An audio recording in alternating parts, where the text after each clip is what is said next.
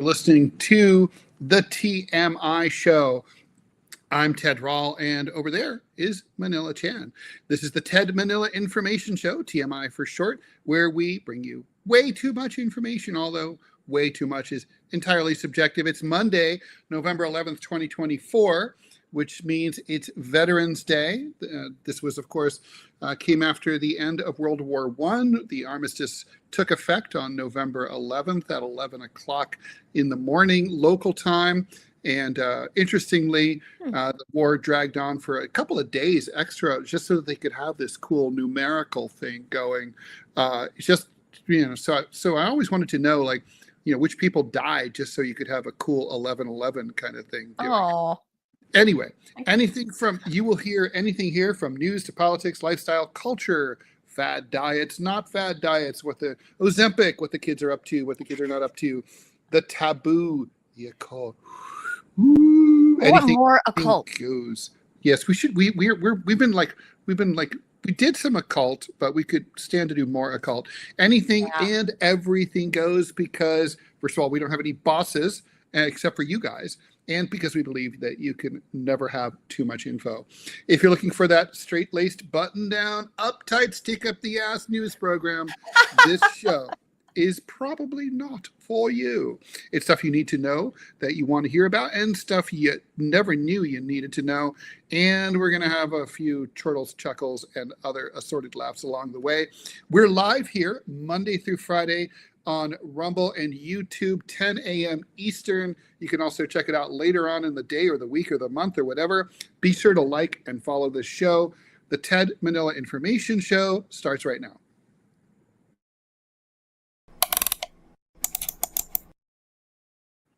Now, Ted, to be clear, I wanted you to read the headlines. Oh, I thought I said hi. No, HL, not hi. Oh, I read HL as the L was like a lowercase L, which looked like a Was it? I can read the headlines. I'm totally good at it. No problem. Up to you. Yeah, because I'm having too many tech problems over here, and I'm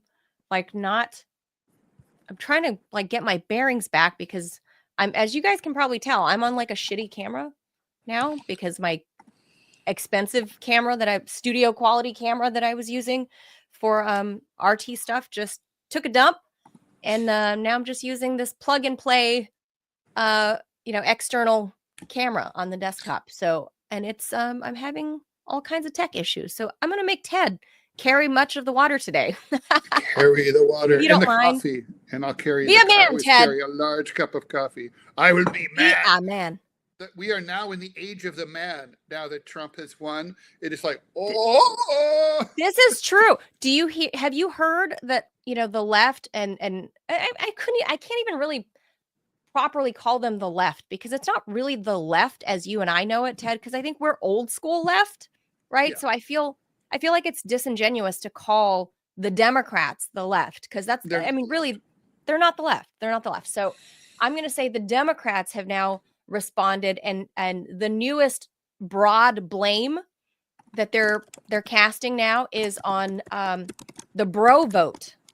They said that Joe Rogan, put Trump over the finish line with the young male bro vote, and it was the bro vote that won it, and then especially the Latino machismo bro vote that helped Trump win. So that's the new blame game. Well, even if that's true, which I think, look, there's a lot. This was a perfect storm. She was a terrible candidate in a myriad of ways. It was a great rainbow of stupidity. Didn't need the bros to show us that. Although, even if we blame the bros, that might serve as a reminder that, to quote, to paraphrase Donald Rumsfeld, you don't go to an election with the electorate that you might want. You go to the election with the electorate that you do have. And, the Democrats need to understand, and I mean Democrats like voters too, like my friends, this is the country you live in. And, I might not always like it. You might not always like it.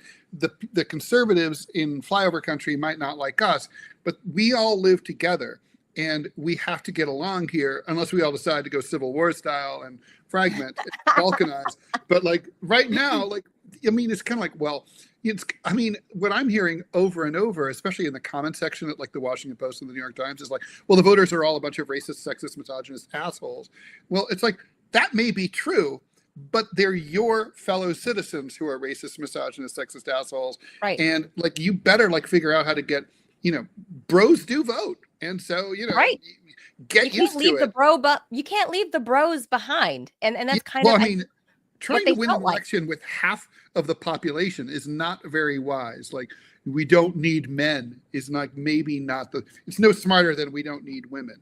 Well, Ted, it was very obvious. I mean, we played Kamala Harris's, like Dudes for Harris video, right? With like all these actors that were clearly not the most masculine men trying to play their version of what masculine men look like. And, like sitting all weird on the tailgate of a truck, like posing for prom. Like carburetors for breakfast. Like that guy ate a lot more than a carburetor for breakfast. He's a gobbler. All right, we'll leave that there. That's exactly the problem, right? It's like they have ignored half the population, and traditionally, Ted, you and I both know this. Traditionally, it is mostly men that go vote, mostly. So I think men came back. So whether they like it or not, the bro vote, you can blame it. You can blame them, but you got to do something about it. You can't ignore them next time. So that's, but the Democrats are never going to do any self-introspection because they're right now licking wounds, blaming everybody but themselves, not blaming that they picked a weak candidate and didn't even have a real primary when they soft-cooed poor old Joe Biden, which I do feel bad about that. I think I've said that publicly, Ted. I actually feel bad for the old man and what they did to him because it was also very undemocratic and I think kind of unfair to the old man. I don't think he was, suited to stand another, round of the last leg of the campaign season. And if he had won, definitely don't think he'd be able to carry on another 4 years. But still, what they did to him was dirty. And I think they got what they deserved. Well, I mean, I think both are true. What you said is true, but also, I mean, come on, he had it coming. He's a big boy. He's been in politics for 50 years, and he knew that he should not be running for re-election. He had indicated that in 2019 he wouldn't run for re-election. He shouldn't have.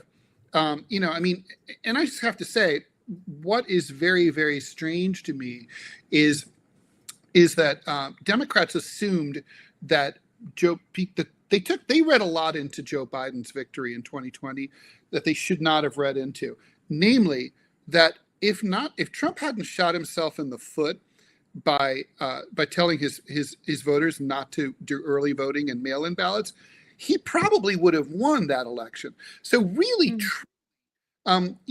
objectively, Trump's support was higher than Democratic support in 3 consecutive elections. Biden's win was a fluke. He didn't. So, I mean, this whole idea, well, I beat him before and therefore I can beat him again.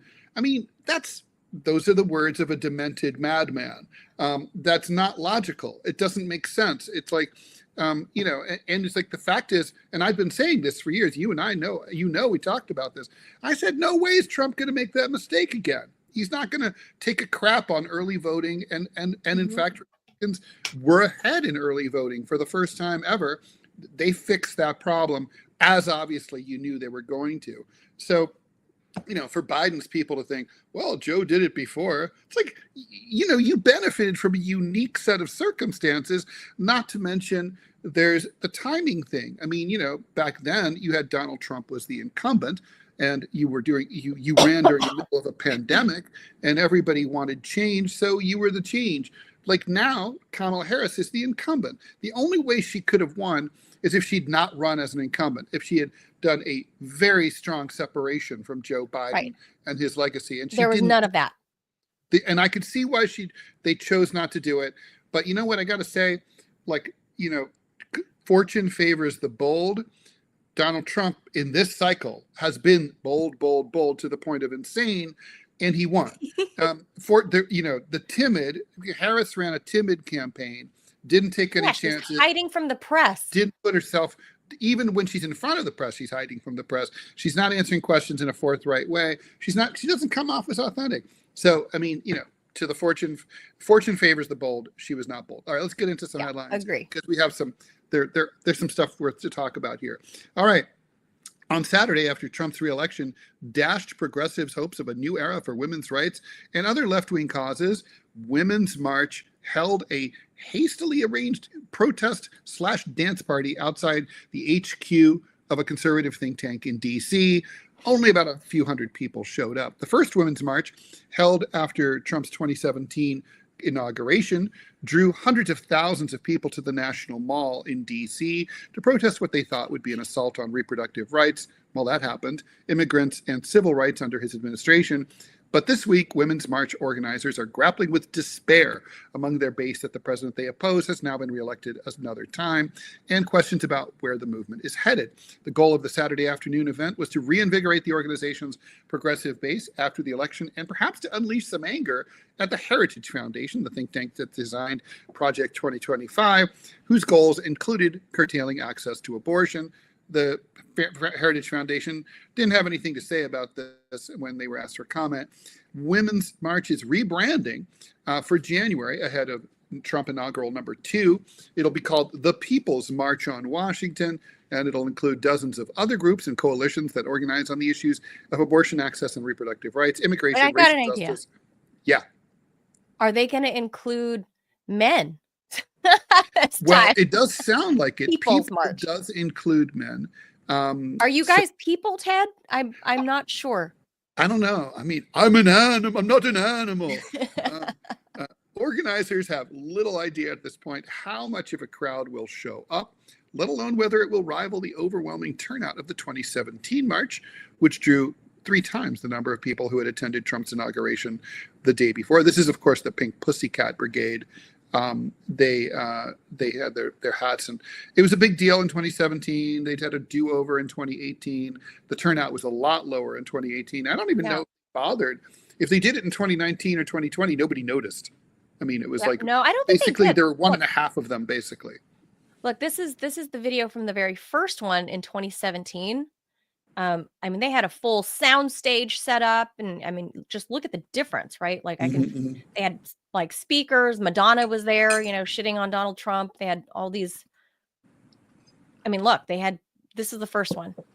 Yeah. Thousands and thousands and thousands of people out there. It didn't look anything like that this year. Because you can tell it was hastily thrown together. And I honestly, Ted, I think a lot of it was powered by Me Too back then. Yes. No question. And Me Too has really fizzled out, and it's kind of, and I think rightfully so. And I don't think we're going to see this. My prediction, I don't think January, if they think they need a few weeks to set up another event that looks like this, I don't think it's going to look like this, because 2017 really was the year of Me Too, and that's just fizzled out. So I don't think it's going to look like this coming January. I think not. No, I agree. I think it'll look. I mean, I think they'll have a turnout, but I think, look, I mean, Micah. God, what's his last name? I think it's Micah White. But there's been some of the guys who were behind Occupy, and they said that basically protest demonstrations are dead, and I think they died in 2002 and 2003 in the run up to the war in Iraq, where literally 1 million Americans marched, and people marched the world, but it didn't slow anything down. I think nonviolent marching protest does not work.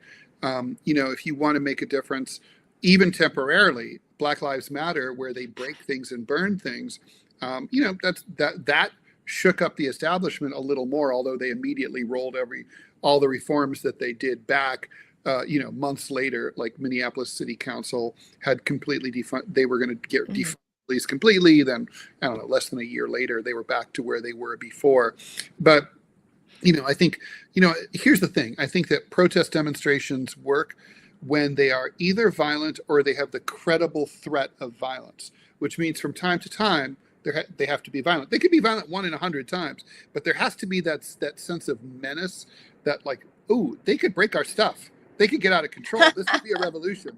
I mean, that's the history of protest demonstrations like that really goes back to medieval walled cities. And when people were upset about this or that, they would march around and basically, often burn down the city and kill like the feudal lord. Well, and back then everybody drank a lot, right? People, they didn't have water, right? Potable water. So everyone was drinking beer and cider all day long. People are always drunk. That's why like revolution was always like a spark away. And I mean, like, that's kind of like how the French Revolution started. There were by a lot of drunkards. So, things got crazy. So when you have just a bunch of like, oh, let's like everybody park in this parking lot, go to area C and take your spot and do what you're told. Area D is where you get the cold pressed juice, and and the government doesn't care. I mean, just think about how like ridiculous it is. They were out there on Saturday, right? They said, oh, outside the Heritage Foundation offices. Okay, no one's there. Okay, the Heritage people aren't working on the weekend. They're gone. So you go to Washington and you're screaming at a bunch of empty buildings. Like, if it feels stupid, it's because it is stupid. And I know this as someone who's done this a lot. It's like you go there and you're like, wow, this is really dumb. Why don't we come on a Wednesday and like break things and stop traffic?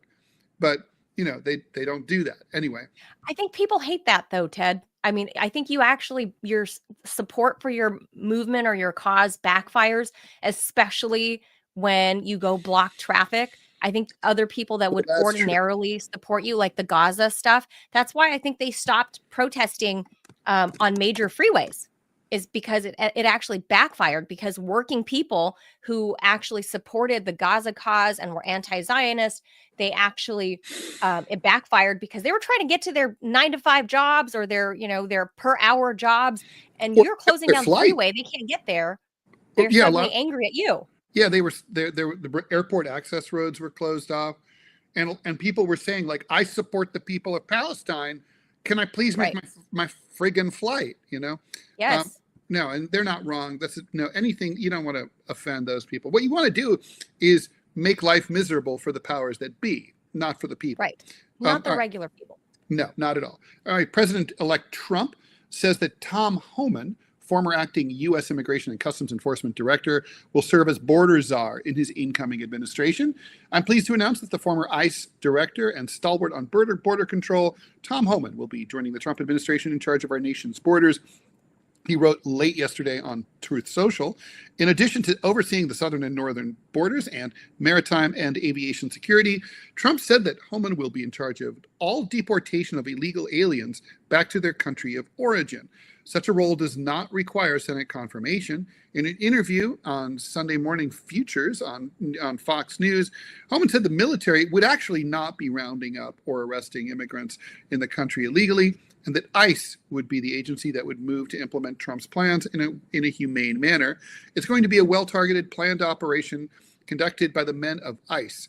The men and women of ICE do this daily. They're good at it, he said. When we go out there, we're going to know who we're looking for. We most likely know where they're going to be. And it's going to be done in a humane manner. Wait till 2025, he said earlier this year, adding that while he thinks the government needed to prioritize national security threats, no one's off the table. If you're here illegally, you better be looking over your shoulder.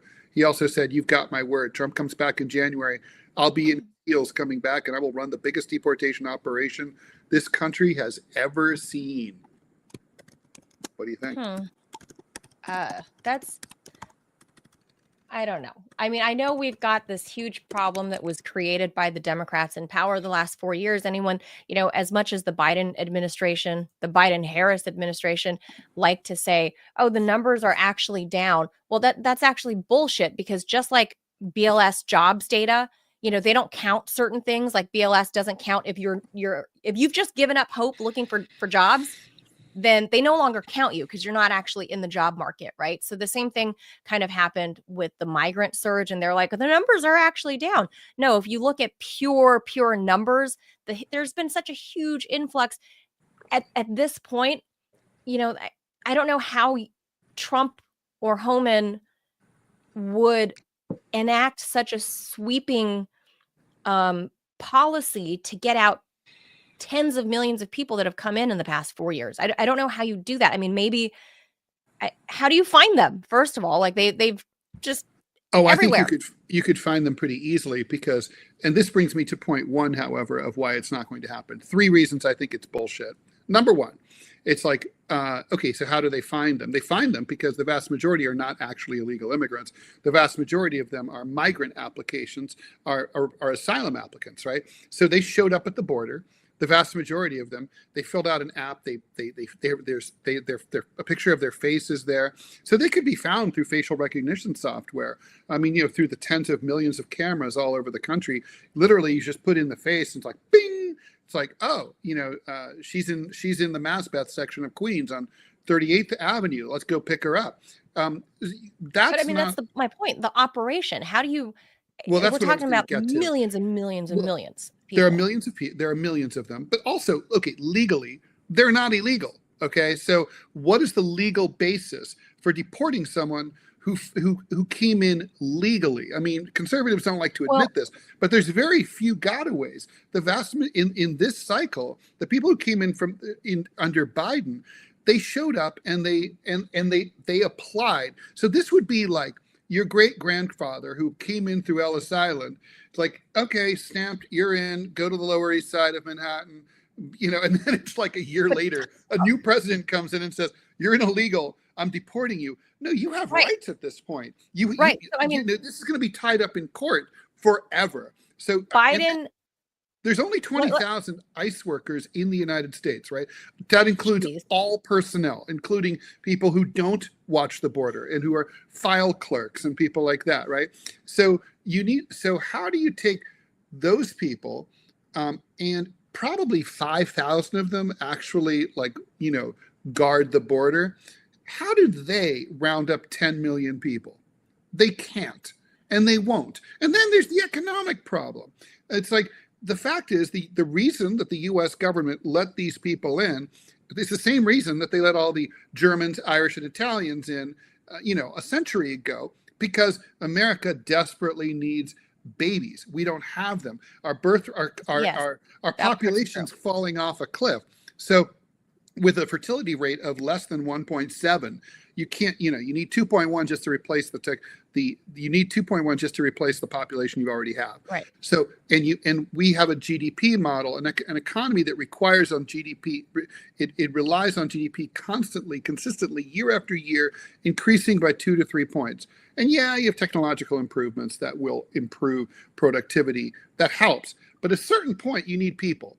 And that's why they're letting those people in. But here's what I don't get, though. They're not going to kick him out. It's bullshit. He will kick some people out, but it's going to be a tiny fraction.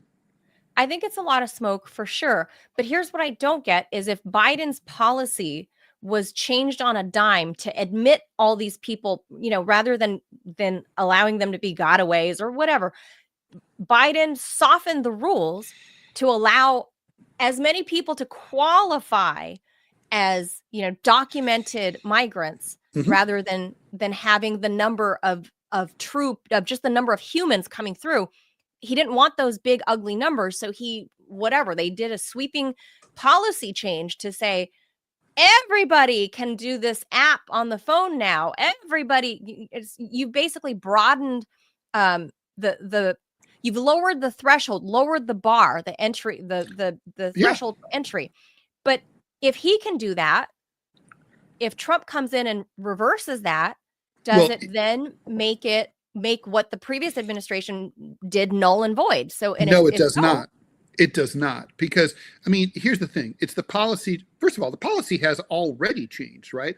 I mean, in a couple of months before he dropped out of the campaign, Biden tightened up the border again to basically the way it was when Trump was in charge. So the border's already greatly constricted now, and the flow is much, much lower than it had been. So in a way, you know, Trump is probably just going to keep the Biden policy now, as it now stands, in place.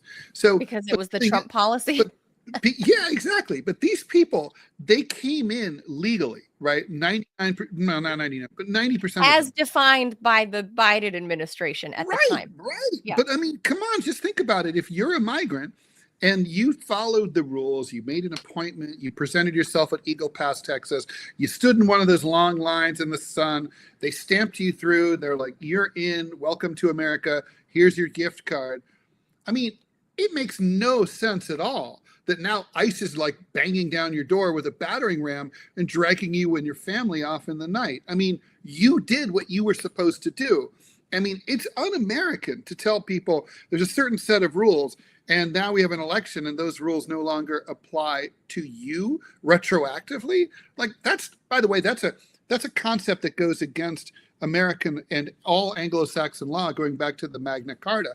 We don't do retroactive law. You can't make in the United States, and this is true in other countries, you can. In other countries, you can say, like, you know, you an act that you committed 3 years ago can now retroactively be made illegal. Justin Trudeau was trying to do that. His internet law. Yes, that's right. That's some bullshit.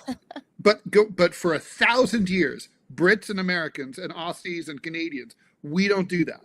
So it's like, I just don't see legally. I mean, there's going to be so many court challenges. There's going to be so many advocacy groups. Not to mention, Trump's not going to want the optics of women and children being dragged off and screaming in the middle of the night.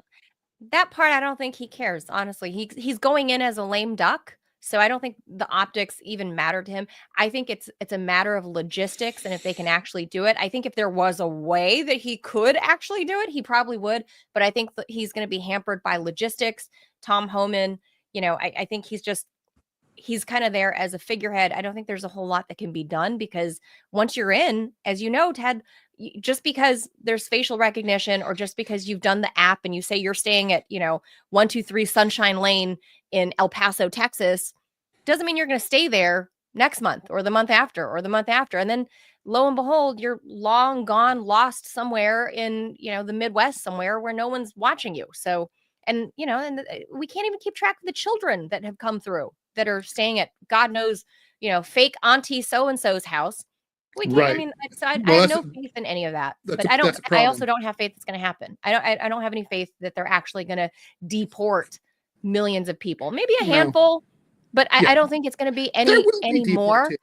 Look, if they go for the gotaways, well, I mean, there's not really going to be any legal basis for them. I think people forget, Ted, under Barack Obama, there were more deportations and family separations. Yeah, they called him the deporter in chief. Yes. And the media just kind of covered that up. But he deported way more people than Trump ever did. He did. So, he was a maniac. Obama was kind of a maniac. He also expanded the drone wars, but that's another time. All right. A spate of wildfires crisscrossing New Jersey prompted a statewide smoke advisory over the weekend as flames from one blaze in the Palisades, directly across the Hudson River from me here in Manhattan, roared dangerously close to nearby suburbs. The 39-acre fire on the usually verdant cliffs of the Palisades, which is actually a beautiful place. If you ever take like the Circle Line around Manhattan, this is the part of northern Manhattan near the Bronx that scientists say is the closest to the way New York City looked when the Native Americans lived here before Western settlement. The 39-acre fire on the, it was 30% contained by Friday afternoon, according to the Forest Fire Service in New Jersey. No injuries were caused. However, the blaze added to hundreds of brush fires that have ignited in New Jersey and Connecticut in recent weeks. Also in Prospect Park in Brooklyn, there was a wildfire over the weekend that basically spiked the air quality index to over 300 here. It was like back in the days of the Canadian wildfire terrorists. New York City was complete. I seriously, I still smell, my apartment still smells like smoke from the Brooklyn fire. Brooklyn. I mean, we don't do wildfires here. I guess we do, but we didn't used to. Anyway, 3 major fires across 840 acres in South Jersey required evacuations and road closings. There's no end in sight, said Chief Bill Donnelly of the Forest Fire Service. It hasn't rained a drop here for over 5 months. Red flag warnings, which the National Weather Service issues on gusty days with low humidity, so people will be careful with cigarettes and grills, have become common lately. Were renewed on Friday from Massachusetts to Delaware. Some of the worst conditions in the Northeast and Mid-Atlantic are in New Jersey, where most of the state is now in severe drought or worse, and the threat of fire is now ranked as extreme. That's the same as you'll see in places like Arizona and Nevada. New Jersey has battled 306 wildfires since October 20th, up from about 28 during the same period last year. I just want to emphasize that. 306 up from 28 last year. Connecticut has responded to nearly 150 in the past month. They only had 5 last year. This past October was the driest on record in New Jersey. Connecticut has its most parched stretch since 1905. Climate change, anyone? Yeah, I actually just drove through all of that because I was at a wedding this weekend in New Jersey. And when I was coming home yesterday, I drove through this patch of, a few miles where the road was all hazy and don't open your windows. I'll tell you that. Like, I cracked my window a little bit. I went, oh, what's that smell? And I realized, oh shit, it's the wildfires that started on Friday. I went, oh God, I didn't know it was this close to the Jersey Shore, which is where I was. And it was hazy and ugly. And I felt like I was back in California with the Santa Ana winds blowing, all the smoke everywhere. It's exactly, I couldn't believe that this was New Jersey in November, right? That it looked like this, because this is what California in late summer normally looks like. And I went, this is New Jersey's never supposed to look like this. I mean, It's like, no, I mean, look, rain is not something that in the Northeast, I've lived here most of the time since 1981.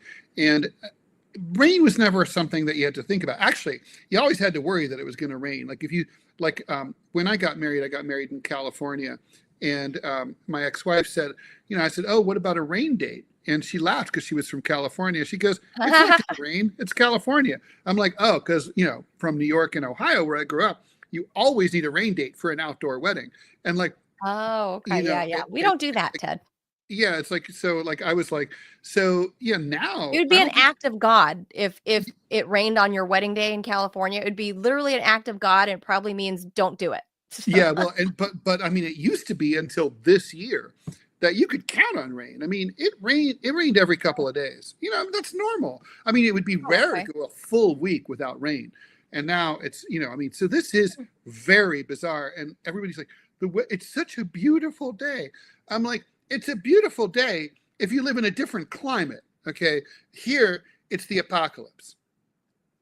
Yeah, I don't know what else to say about that. I mean, it's just drier than I expected. I mean, that's frankly my scary, I'm not scared about Donald Trump, about a whole host of things, but this is the one thing that I'm really concerned about, is that he seems to think that climate change is a hoax, that there's nothing human beings can do about it, that we should drill, baby, drill.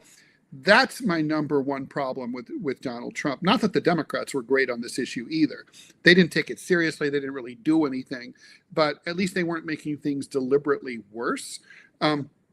This is like, I hope that someone with a brain sits down with the future president-elect and just sort of walks him through it, and how this presents a huge, actually, economic threat to the United States, as well as a threat to people's lives.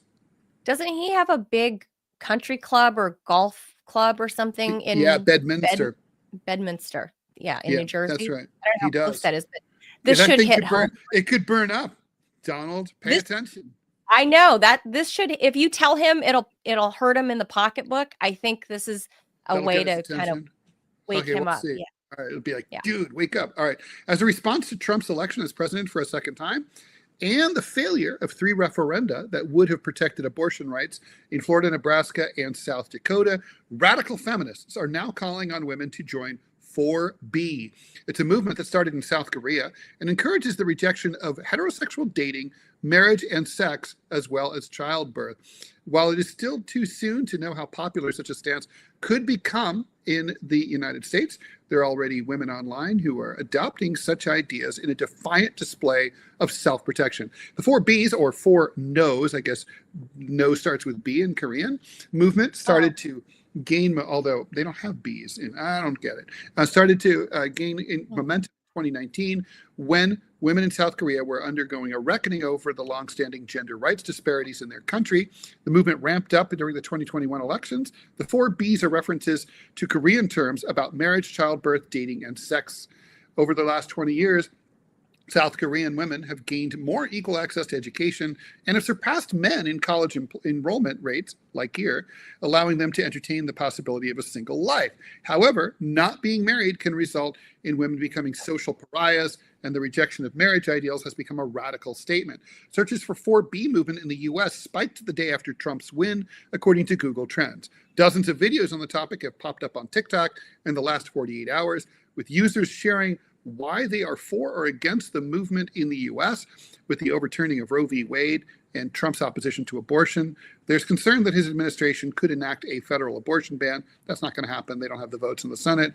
Couple that with the spread of online misogyny known as the manosphere and its subset of incel culture among self-described involuntary celibates who encourage women, there's increased concern that women's rights will be further eroded.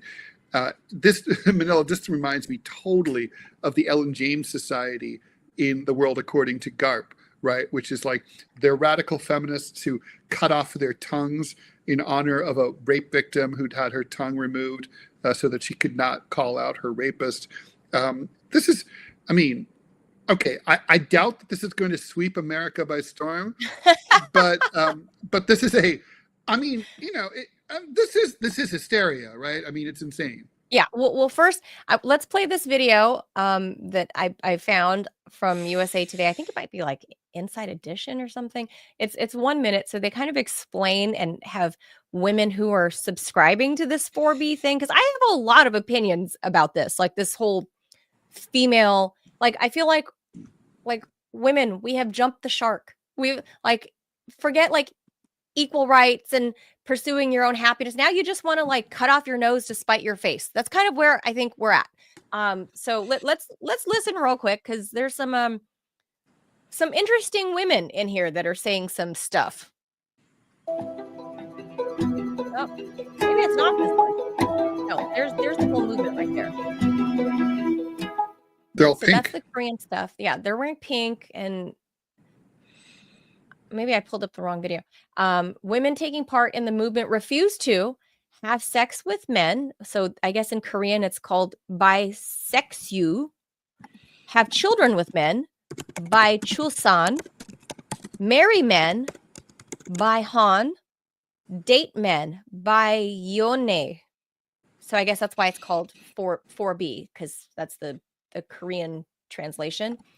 But I would argue that this is so very much. Oh, here. Is this it? Hold on. In the wake of the election, all these women. I think we have to acknowledge the 4B movement for what it is, which is this South Korean movement of incredibly strong, way more brave than we are women standing up for oppression against women.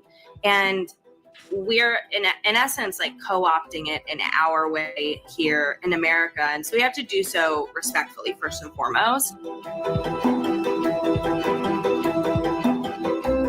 500,000 searches is not a huge wave, I would say. You know what this is a reminder of also is there's a satirical Greek play, right? I'm mispronouncing it probably. Lysistrata, I think it is, or Lysistrata, I think it is. Anyway, it was basically this woman tried to prevent. It's a satirical play about a woman who tried to lead a sex boycott by Greek women by denying, basically saying, if you don't end the Peloponnesian War and settle down, we won't put out for you anymore. And so, like, I was going to say fuck you, but it's like not fuck you. That's right. That's what it is. And it kind of reminds me of that, of like a sex boycott. I don't know. I mean, it kind of is. But here's the thing, Ted. I feel like I don't think any woman who actually likes sex would join this sex boycott. I'm just guessing. That too. But I feel like the women's rights movement has been co-opted by crazy. I don't know how else to say it. I mean, women. I know I'm going to get a lot of shit from these what we might dub bra burning leftist women or whatever. But I believe in biology, and women and men are programmed a certain way. Women are into people, men are into things. That's just for the most part, right? In the masses. But there are people Never that are heard that good. before. Really? Yeah, no, I'm this gonna is have like to a chew on real that. psychological. No, this is a psychological thing. That's why you have more men naturally interested in STEM, even, with today's numbers with girls and STEM, because men are more interested in tinkering and doing things, whereas women go into like nursing and taking care of families and teachers, because women are Yeah, that's naturally, and this is the culture, whole though. psychological thing. That's culture. No, it's not culture. This is everywhere in the world. That's not true. There are a few. There are a few exceptions, but not the rule. That's the problem. Like we keep showing the exception. Yeah, there are a few, feminine, they're woman-dominated societies. Like there's one in the mountains in southern China you've probably heard of, where the women are in charge. The men are subservient. They're more there. So the men, but women that's are some obscure tribe here and there. I'm saying in the masses around the world. I mean, you can go to tribes in Africa, and the women are taking care of the children and the household stuff or whatever. There are very few women hunters in certain tribes in Africa. That's just generally the way it is, because I think, women are I don't know if it was like way. that. I don't know what was the case 20,000 years ago, right? Before the spread of settled Western civilization, which got into even the most remote corners of places like Papua New Guinea and Africa, where those tribes live. So I think, everything's acculturated, right? There's like brain parts, like the parts of the limbic system and stuff that your women are attuned in a different way. Even our hearing is programmed differently. Just the same way that our eyeballs and stuff like that. But women can see colors differently than men. Like we see more shades. Not the same as men's brains, but no. But it's like that said. I mean, there have been matriarchal societies where, like, for example, the group in I'm China not saying there that I told you about, like, it's really interesting. Like the women dress like slobs and schlumps, and the men wear jewelry and they gussy themselves up to try to be more appealing to the women. Well, that's like the bird kingdom too, right? That's fine. Like we're talking about peacocks. The most beautiful peacock are male. Male birds are generally prettier looking than female birds. Yeah, they're more to attract the female. But we're talking about like general, like even in third world countries, all the way up to first world countries like the US, generally speaking, like even though it's encouraged for more girls to join STEM or whatever, they're generally speaking, our brains and who we are as females are generally programmed to care more about people than care about things. Like maybe our next topic, like with the rings, I mean, women care about that.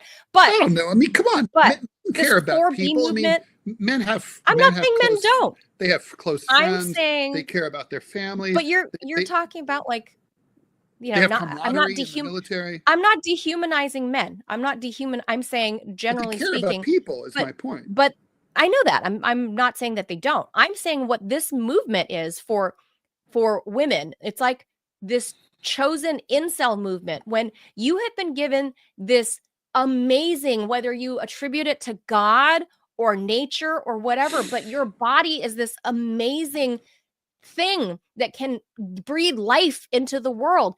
And this feminist movement has gone so far to say, you know what, this amazing thing that your body has been able to do, create, with the help of a man, you create this baby, and then you can feed this baby for months. The baby can feed off of you. The baby doesn't need any outside sources. The baby feeds off of you.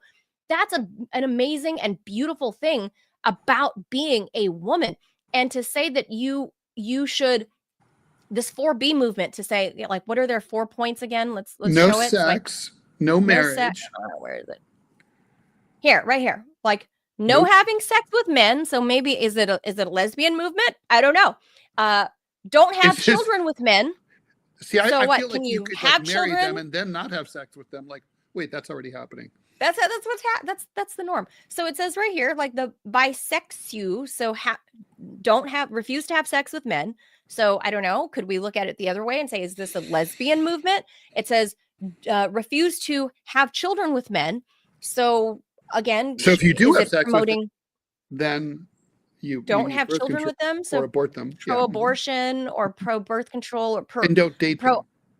and it says refuse to marry men. So I think that's going to be a boon for men if you're just like not asking.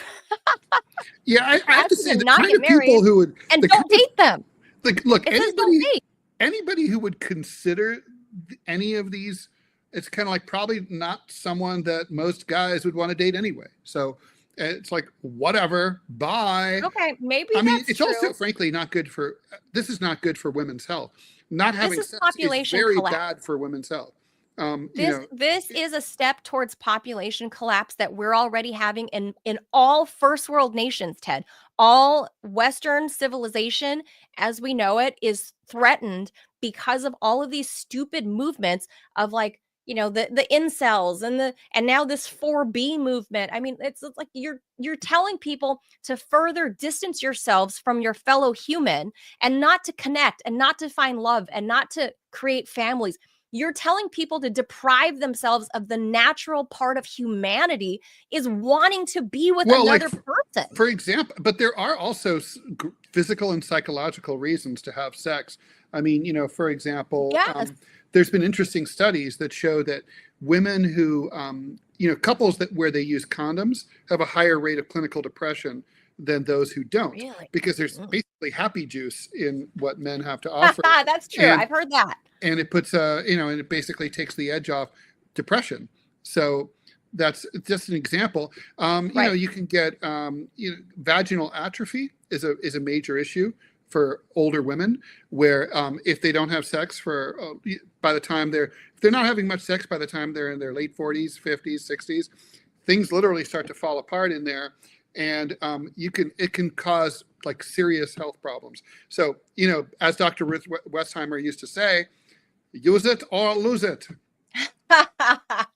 Yeah. Well, I think this is like broadly, if we're looking at it in a scientific and in a mass cultural problem, is that Western civilization, and I've done a whole story about this on my old show that has been canned. Thank you, Joe Biden.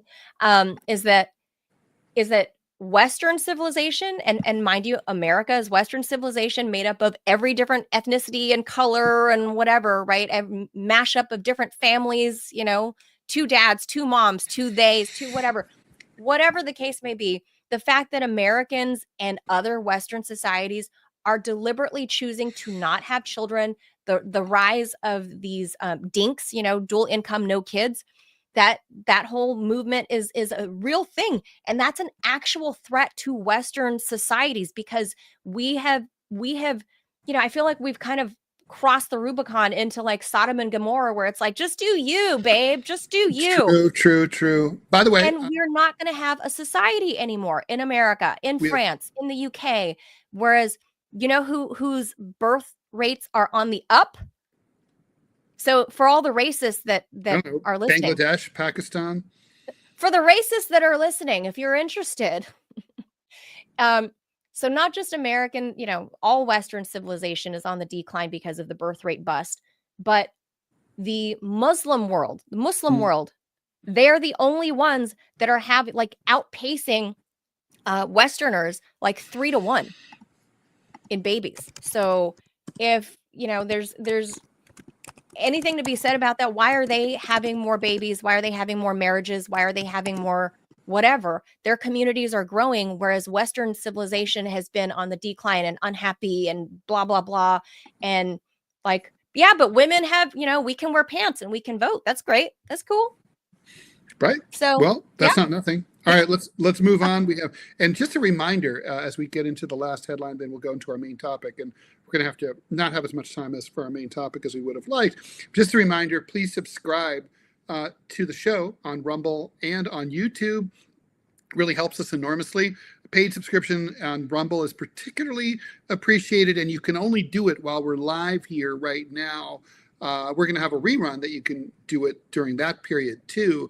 But if you're just streaming it, you can't do it then. So bear that in mind. But it's also free over on YouTube, and that helps us as well to get to monetization.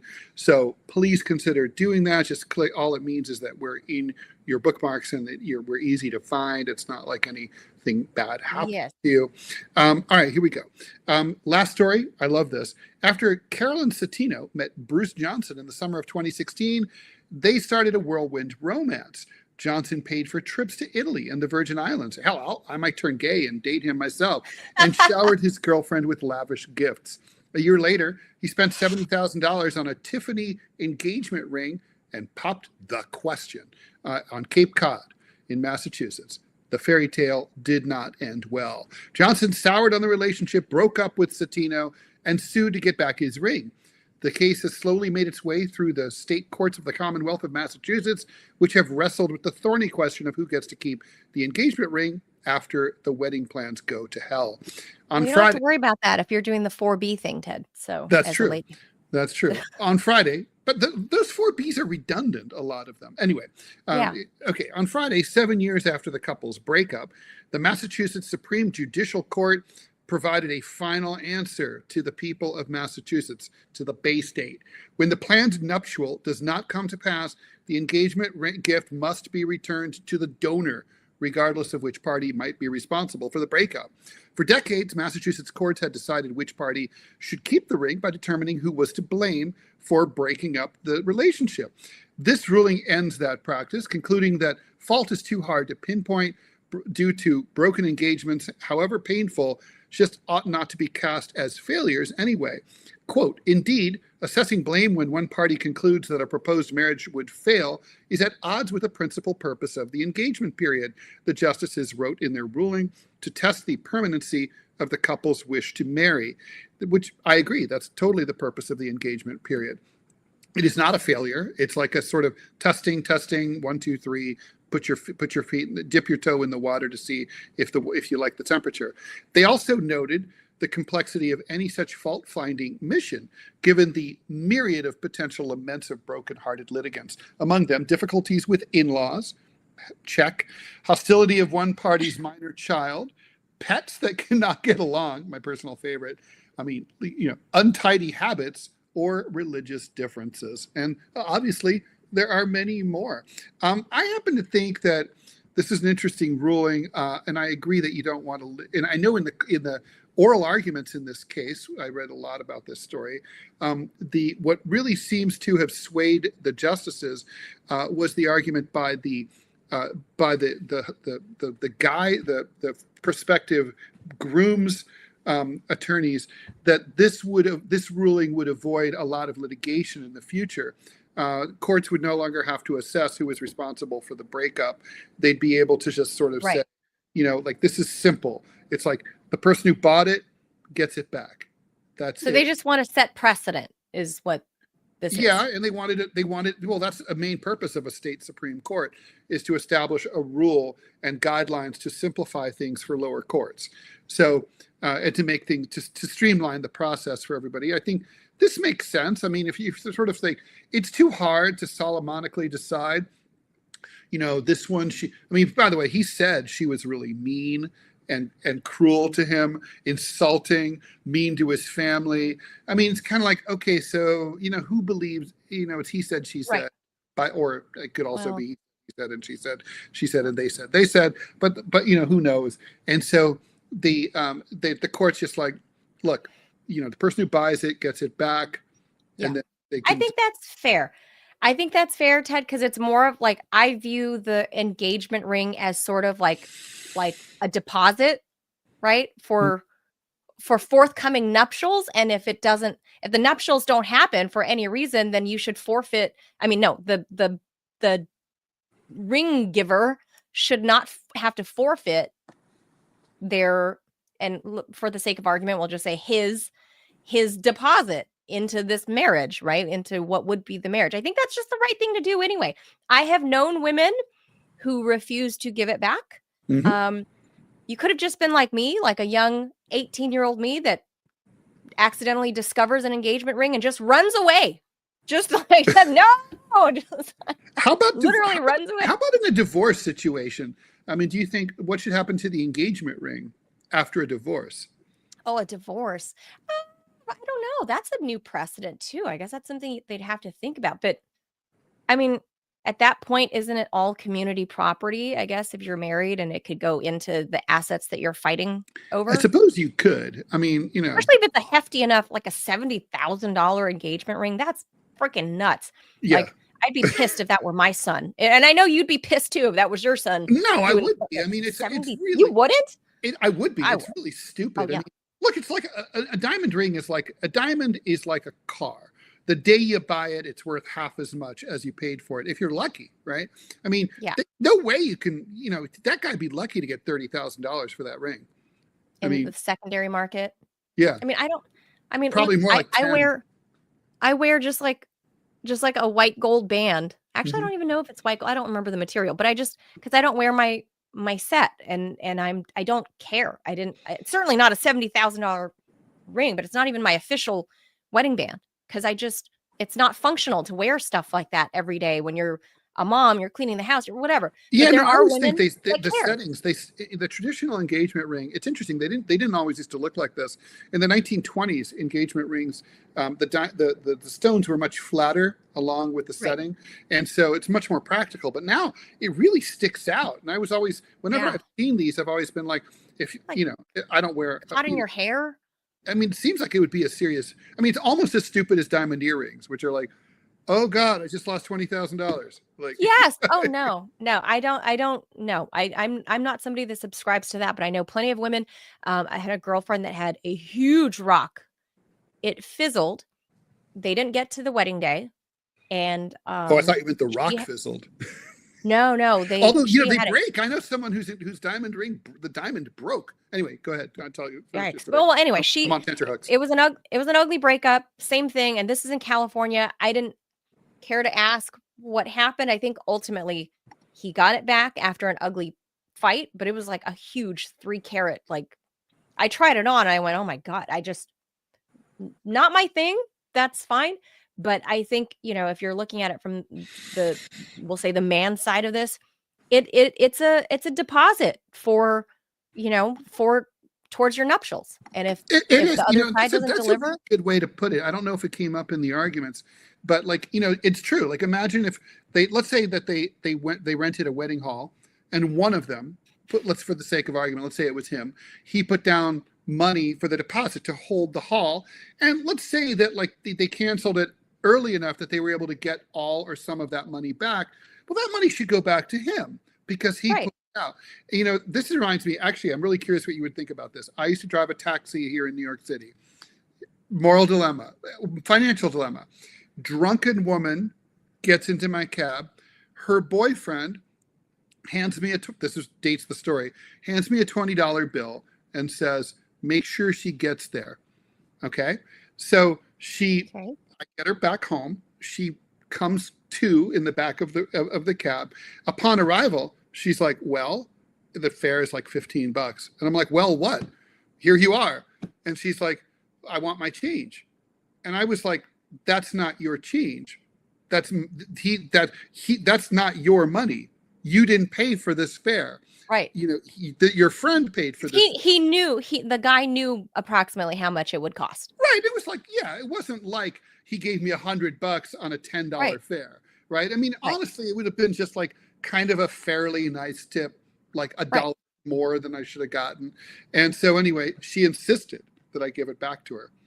Oh, well, she's tacky, just like I think tacky and unethical, the women that keep the rings that don't, it doesn't belong to you. That was a deposit. In this case, the lady that came to, like, she's tacky. Like, really? Like, the dude paid for it.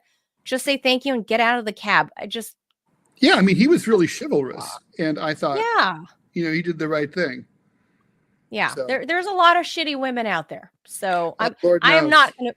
Yes, I am not going to be one of those. I'm going to defend all women, believe all women. I am not her. I'm calling balls and strikes as I see them, Ted. The lady in your cab, she's a shit ass.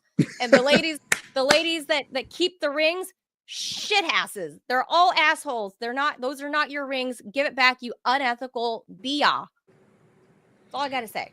Yeah, yeah. So, all right, right. let's move on. So we are. Here's the thing. So Trump made a lot of campaign promises, but now he has to face reality coming in January. We already talked about deportation, so we probably don't really need to talk about that. But what about his threats to impose huge tariffs on Chinese imports? Was that just empty talk or a negotiating tactic? Or is it to be taken at face value? Trump also said that he had a concept of a plan to repeal and replace Obamacare.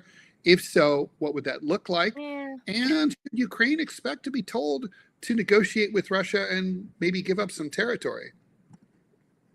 Well, okay, we've got a couple sound bites we'll play, and we'll at least tap into a couple of these, Ted. I know, like, one of the things he's talking about here is talking about, like, protecting kids from the left-wing gender agenda stuff. There's a mishmash of things in this other soundbite that I found here, a mishmash of things that he said on the campaign trail. But I think he'll make good on the kid stuff. I think conservatives broadly are supportive of the anti-transing of children. I mean, that was one of Elon Musk's one of his biggest, boosters, right? Well, what would that look like? How would that they was do the it? driving force? I don't know how they would do it, but I just know that's one of the things he's going to attack. And I mean, it seems to me like that would be something that would happen on the state and local level, right? Right. If he's saying that he wants to kick power, like abortion, for example, back to the state level, then it seems like that would have to be a state level problem with, like, the hospitals in that respective state, and whether or not they're going to, perform trans surgeries or prescribe trans, like hormone blockers to kids. So I don't know how he's going to do that. I don't like, can you do a federal legislation ban? I mean, he's going to have the House, he's going to have the Senate. I mean, it seems like it's quite possible that he can codify something. I don't know what it's going to look like, but it's possible. I don't think he's going to be like the Democrats under Obama, when they had everything and they could have codified Roe and they fucking chose not to. I don't think Trump is going to be that stupid. I don't think the Republicans are that stupid. They're going to codify everything that they can and run away with it. And if Sotomayor doesn't step down now in the next 10 weeks or so until Trump is inaugurated, he's going to have an overwhelming Well, first of all, majority. if Sotomayor steps down, is there enough time to get a replacement in there before January 20th? Well, the Democrats still have the Senate, so they can theoretically. Amy Coney Barrett only took like 10 weeks, I think, for confirmation. 10 weeks? We don't have 10 weeks. Do we have? Is it maybe mean, she was a little bit less.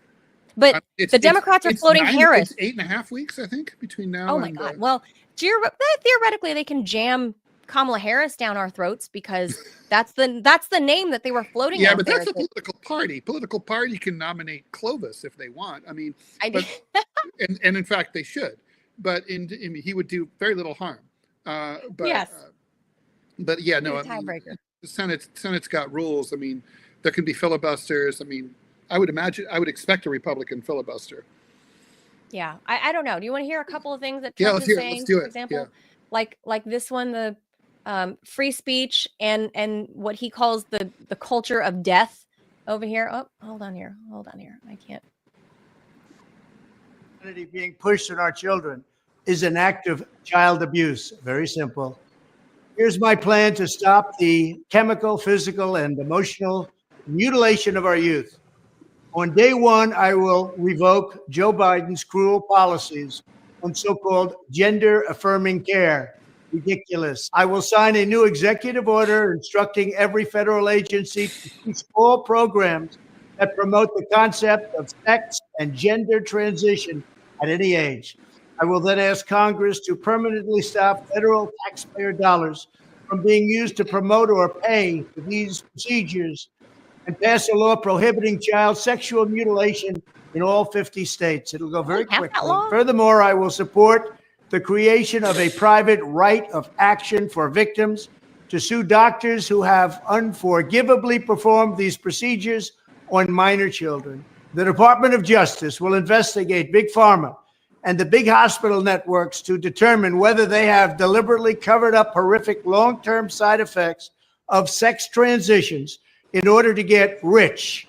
at the expense of vulnerable patients, in this case, very vulnerable. I will ask Congress to pass a bill establishing that the only genders recognized by the United States government are male and female, and they are assigned at birth. Under my leadership, this madness will end. Thank you very much. Okay, so we heard it there. Well, I mean, so that's is it feasible?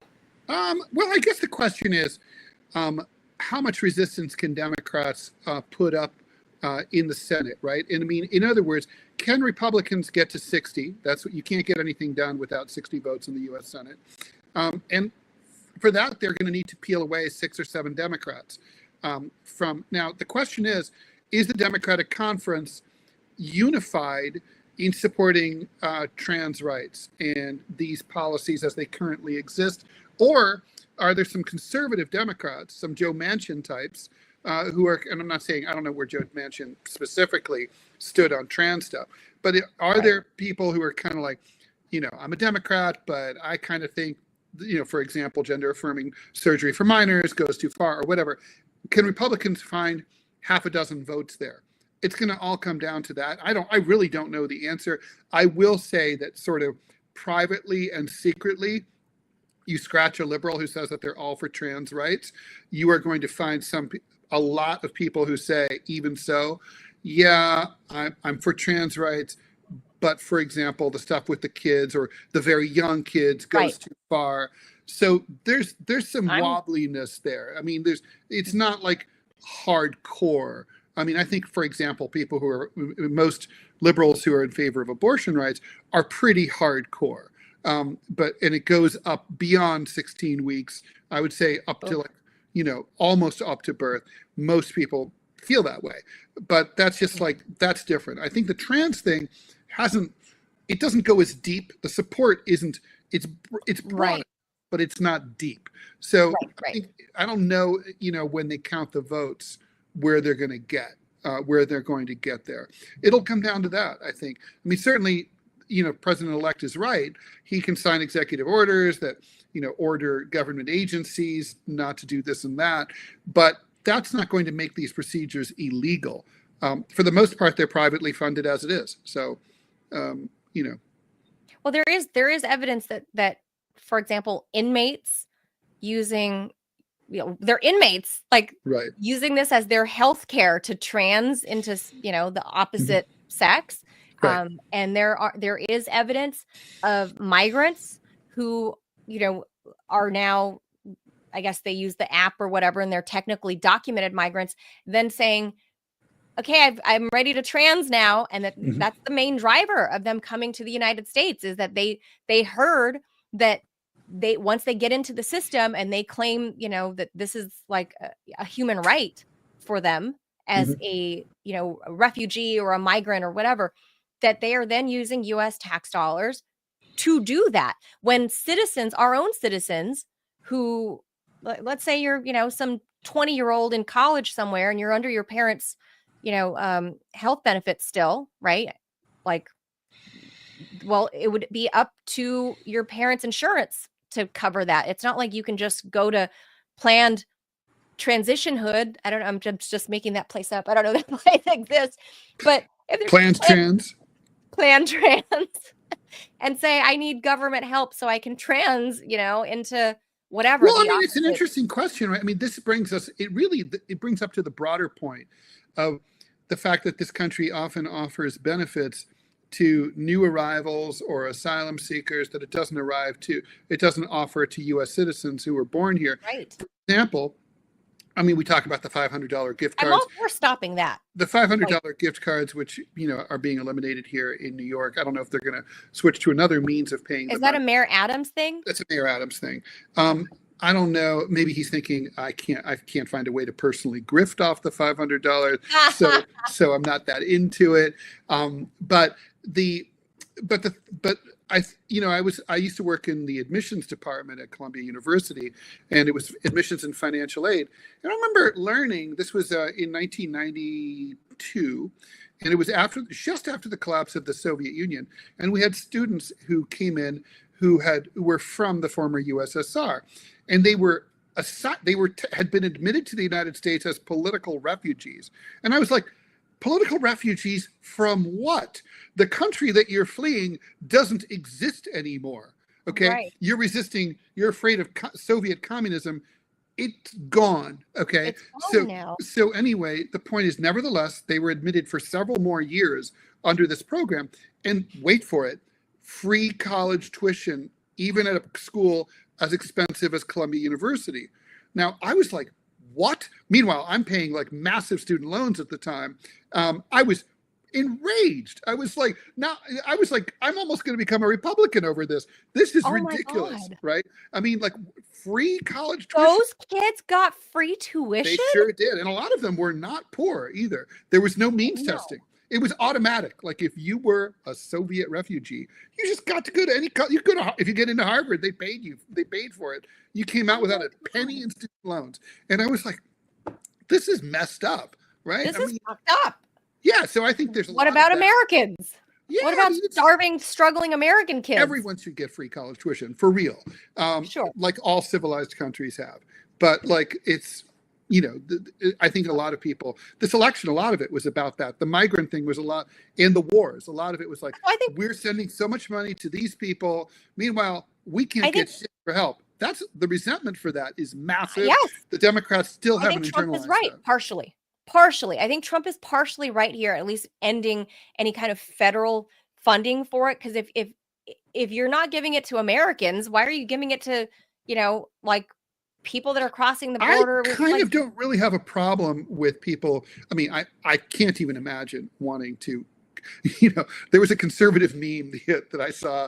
I'm just going to spit it out. You'll love this because you like generational stuff. I think I may have mentioned it to you, but it was like baby boomers. I can't believe I used to wear bell bottoms. It's like, and it's like Gen X. I can't believe I used to be goth. It's like millennials. I can't believe I was into that stupid video game. Gen Z. I can't believe I cut off my dick.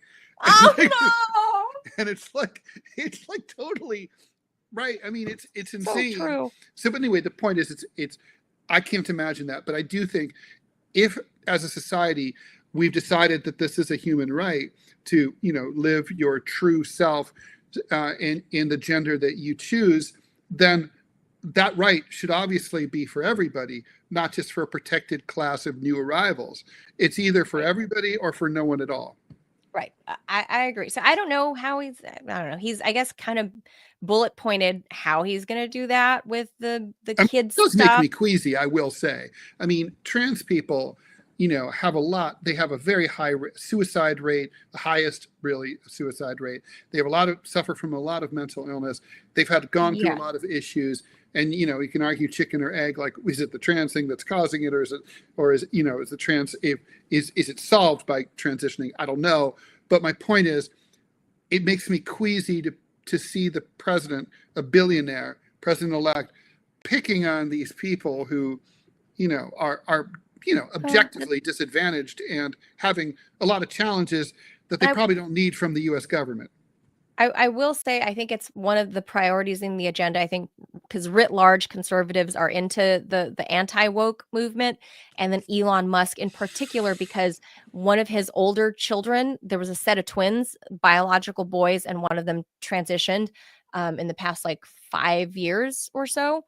And that is what kicked off Elon Musk's anti-woke crusade, as it were, was because he felt like it was the loss of his son, and it became whatever his son became. I forget the name that she goes by now, but whatever. So now it's, twins, one's a boy, one's a girl. So that's what happened there. Okay, let's listen real quickly. I don't know how much more time you want. How much more time have we got, Ted? Not much. We're technically 14 minutes over as it is. We're over already, yeah. Up pretty quickly. Okay. Then we just don't have a free country. It's as simple as that. If this most fundamental right is allowed to perish, then the rest of our rights and liberties will topple just like dominoes, one by one. They'll go down. That's why today I'm announcing my plan to shatter the left-wing censorship regime and to reclaim the right to free speech for all Americans. And reclaim is a very important word in this case because they've taken it away. In recent weeks, bombshell reports have confirmed that a sinister group of deep state bureaucrats, Silicon Valley tyrants, left-wing activists, and depraved corporate news media have been conspiring to manipulate and silence the American people. They have collaborated to suppress vital information on everything from elections to public health. The censorship cartel must be dismantled and destroyed, and it must happen immediately. And here's my plan. First, within hours of my inauguration, I will sign an executive order banning any federal department or agency from colluding with any organization, business, or person to censor, limit, categorize, or impede the lawful speech of American citizens. I will then ban federal money from being used to label domestic speech as mis or disinformation. And I will begin the process of identifying and firing every federal bureaucrat who has engaged in domestic censorship, directly or indirectly, whether they are the Department of Homeland Security, the Department of Health, Human Services, the FBI, the DOJ, no matter who they are. Second, I will order the Department of Justice to investigate all parties involved in the new online censorship regime, which is absolutely destructive and terrible, and to aggressively prosecute any and all crimes identified. These include possible violations of federal civil rights law, campaign finance laws, federal election law, securities law, and antitrust laws, the Hatch Act, and a host of other potential criminal, civil, regulatory, and constitutional offenses. To assist in these efforts, I am urging House Republicans to immediately send preservation letters, and we have to do this right now, to the Biden administration, the Biden campaign, and every Silicon Valley tech giant, ordering them not to destroy evidence of censorship. Third, upon my inauguration as president, I will ask Congress to send a bill to my desk revising Section 230 to get big online platforms out of censorship business. From now on, digital platforms should only qualify for immunity protection under Section 230 if they meet high standards of neutrality, transparency, fairness, and non-discrimination. We should require these platforms to increase their efforts to take down unlawful content such as child exploitation and promoting terrorism, while dramatically curtailing their power to arbitrarily restrict lawful speech.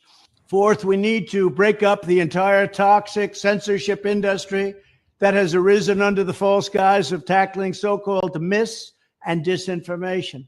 The federal government should immediately stop funding all nonprofits and academic programs that support this authoritarian project. If any U.S. university is discovered to have engaged in censorship activities or election interferences in the past, such as flagging social media content for removal of blacklisting, those universities should lose federal research dollars and federal student loan support for a period of 5 years and maybe more. We should also enact new laws laying out clear criminal penalties for federal bureaucrats who partner with private entities to do an end run around the Constitution and deprive Americans of their First, Fourth, and Fifth Amendment rights. In other words, deprive them of their vote.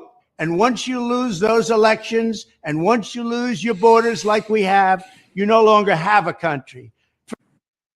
All right, I'm just going to pause it there because I don't remember how long he goes on there. But for the most part, I can get on board with that. Section 230 needs to be revised and looked at because, as we know, had Elon Musk not bought Twitter and turned it into X, it's very feasible to say that Trump may not have won and that Republicans may not have won, right? Because all of that speech, like the people on the right were largely censored or shadow banned or whatever by these and those of us on the real left also, or those who had worked for enemy governments, as it were, according to the Biden administration. So I can kind of get on board with his whole spiel here about freedom of speech. So, because with as much as I hate that Democrats keep saying that he's going to be a dictator on day one, and he's going to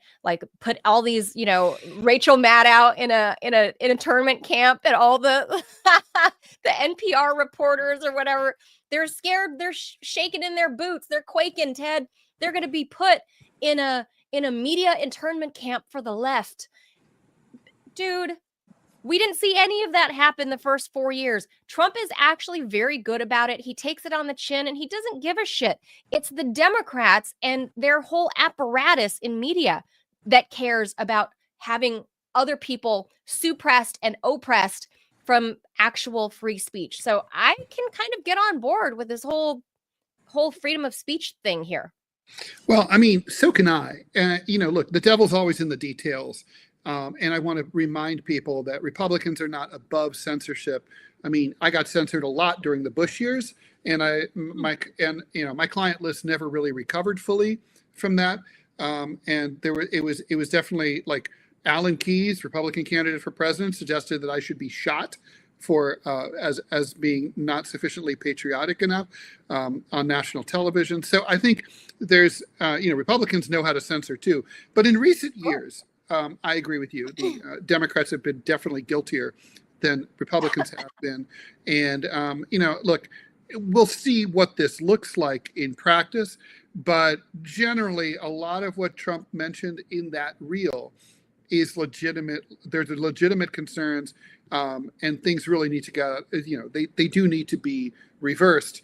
I don't know how I feel about firing government employees who participated in this stuff when that was government policy. I kind of think that's maybe not a great idea, but changing the policy going forward, certainly if it's the way he describes, then and it's not just used as a way of, means of retribution against his enemies. I mean, obviously I make my living on the First Amendment. So I would love to see the First Amendment restored to its previous glory. Maybe he can start by reversing all of the sanctions against foreign media outlets, including RT and Sputnik and many others. He should also get rid of sanctions against Cuba, which he reimposed, by the way, and should not have. Sanctions don't work. He said so himself. Sanctions should just be abolished. Yeah. I mean, he says he wants to go with big, beautiful tariffs. Okay, fine, whatever. Do tariffs on Russian media. Do tariffs on, Cuban exports or imports or whatever. But tariffs, fine. I'm not a tariff expert, but I do know with years and years of evidence that sanctions just don't work. I hope he does that, because I feel like the Biden sanctions obviously was an end run on the constitutional free speech that we as the press, having worked with foreign media, Biden, it was an end run on the Constitution, and they used sanctions as a tool for that, because they couldn't just outright say, okay, you Manila Chan, you Ted Rall, you don't get freedom of speech. You Sputnik, you don't get freedom of speech. You RT, you don't get freedom of speech.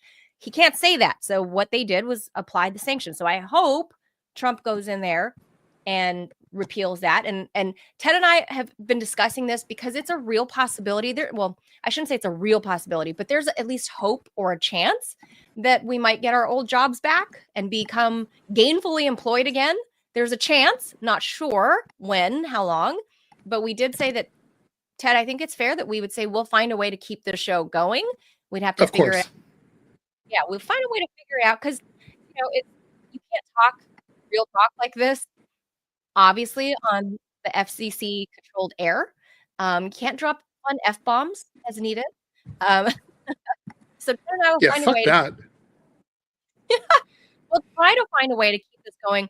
If Trump indeed, as he said here in this video, within hours of returning to office, is just gonna unleash the First Amendment, right? And if that happens, and somehow we become employed with our old employers, then Ted and I will find a way to keep this going. It's fun, and I think it's what better exercise of free speech than being able to drop F-bombs when we want.